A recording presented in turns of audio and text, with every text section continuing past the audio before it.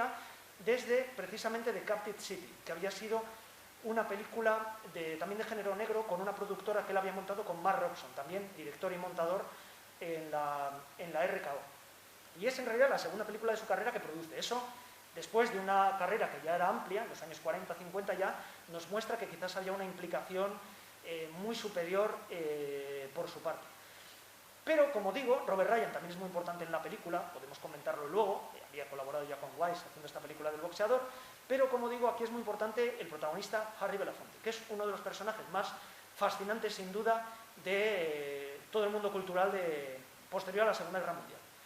Que sigue vivo, por cierto, sigue vivo, tiene cerca de 100 años y además apareció hace poco en una película de Spike Lee haciendo un pequeño papel y sigue, por lo visto, con un hombre tan mayor no se sabe, porque de un día a otro, pues bueno, claro, las cosas pueden cambiar, pero hasta hace poco seguía muy activo, por ejemplo, en temas políticos, sociales y demás. Y esta película, en ese sentido, aunque el discurso no está metido, digamos, a la fuerza, es muy importante ese elemento.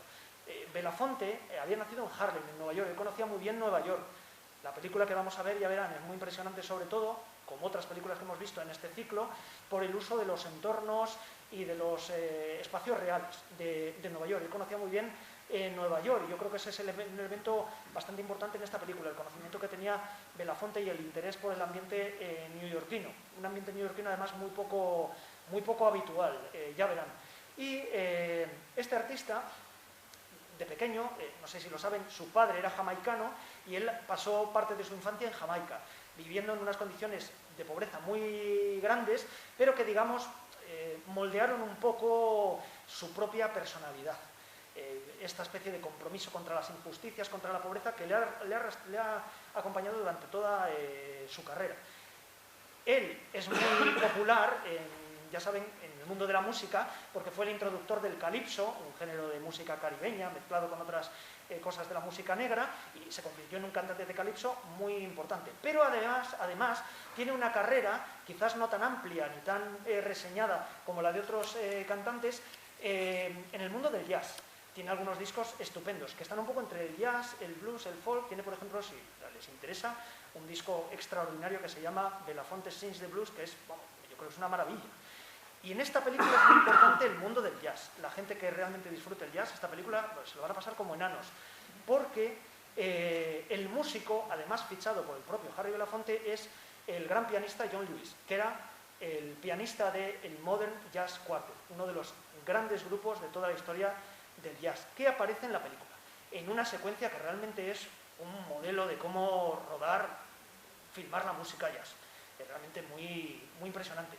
Que a mí además me recuerda, como muchas cosas de esta película, ya incluso a cineastas un poco de la época más modernos, como el propio John Cassavetes en Faces, que es una película en la que el jazz, claro, con la banda sonora de Charles Mingus y los ambientes que retrata, tiene mucha presencia. Bueno, aquí hay algo parecido.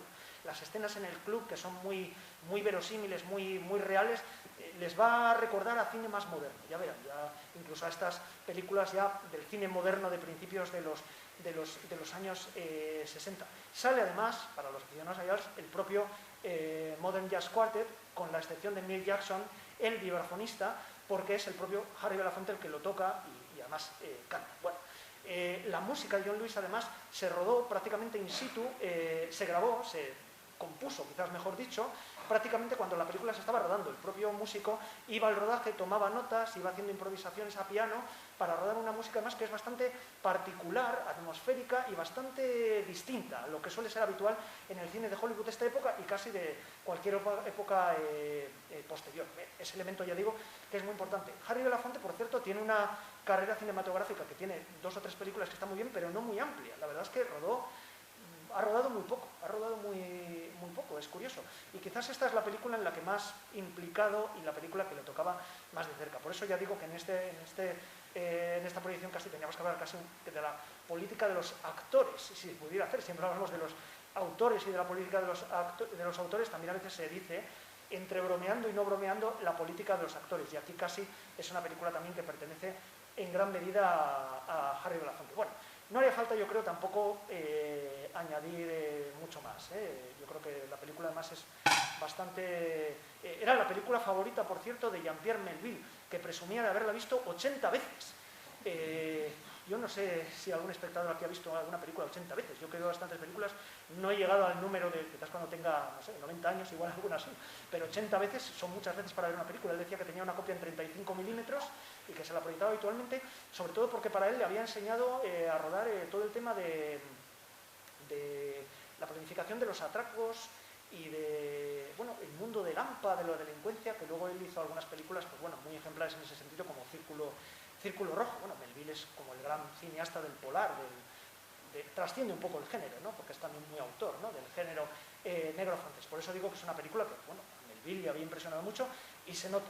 Por ejemplo, si conocen el cine de Melville, el samurái, Círculo Rojo, esa especie de fetichismo que hay a veces por los sombreros, las gabardinas, los trajes, los cuerpos, las gafas, aquí está prácticamente parece salido de aquí, y en realidad el gran ciclo, digamos, de películas policíacas de Melville empieza prácticamente a partir de esta película, o sea que es lógico que le impresionara mucho. Nada, no quería extenderme más, luego ya tendremos el debate, la película va a ser relativamente corta, 90 minutos. Lo único, les adelanto que las próximas proyecciones, les adelanto ya lo que será el próximo mes, vamos a tener un ciclo que he llamado, quizás de forma un poco pretenciosa, Fantástico sin límites. Entonces, las próximas 3 películas van a ser las 3 películas de Jacques Tourneur, dirigidas por Jacques Tourneur para el productor Val Lewton. La Mujer Pantera, Anduve con un zombie y El Hombre Leopardo. Yo creo que son 3 películas maravillosas y sobre todo apetece mucho verlas en cine. Y sobre todo me parecía que era una buena transición, aunque el cine de terror, el cine fantástico, a veces parece que es como un cine muy para gente que está muy metida en el género. En este caso, yo creo que todos los que hayan disfrutado este cine, pues también van a disfrutar esta película.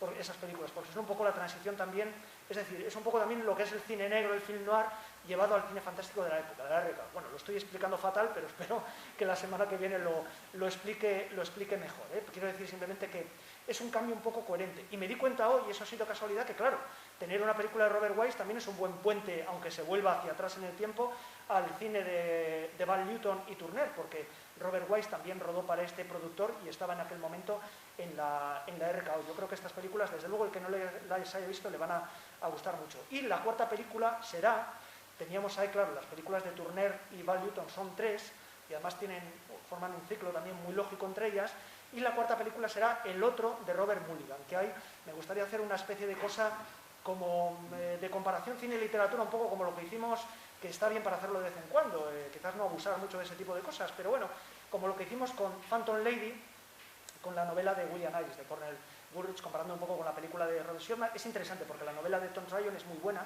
es muy buena y complementa muy bien además la película.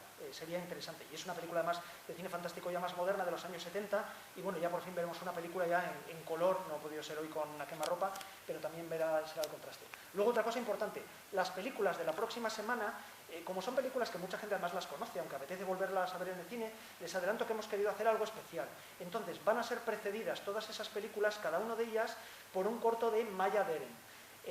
Maya Deren, para los que no la conozcan, era una gran cineasta de cine experimental de vanguardia de principios de los años 40, pero son películas que se aproximan muchísimo a una cierta idea del cine fantástico que después se ha copiado mucho. Por ejemplo, incluso cineastas como David Lynch, cineastas ya muy conocidos, han tomado un poco muchos elementos de ese tipo de cine. Son películas muy cortitas, alrededor de los 10 minutos, pero como las de Jacques Tourneur son también muy cortas, hacen sesiones más o menos de 80 minutos, 90 minutos. Me parecía una idea muy original, además no se me ocurre que se haya hecho por ahí, ¿no? Y en otras filmotecas o en otras sesiones, y me parece muy interesante. Reivindicar también a esta gran cineasta, esta mujer, ahora que está de moda además lo de recuperar cineastas mujeres del pasado, bueno, pues algunas quizás no lo merecen, pero Maya Deren realmente lo merece con todo todo su mérito. Y ya digo, van a producir, yo creo, un diálogo muy interesante en la película, con la película de Tourneur, entre mis presentaciones, que quizás será lo peor, el debate, y ese diálogo entre el corto y el largo, yo creo que puede ser muy interesante. También hay que darle mérito a nuestro amigo Félix García, que es el que nos ha facilitado las copias, y además ya, gracias a su maravillosa asociación volcada en el cine de vanguardia, Cine Infinito, había proyectado algunas de estas películas en Santander.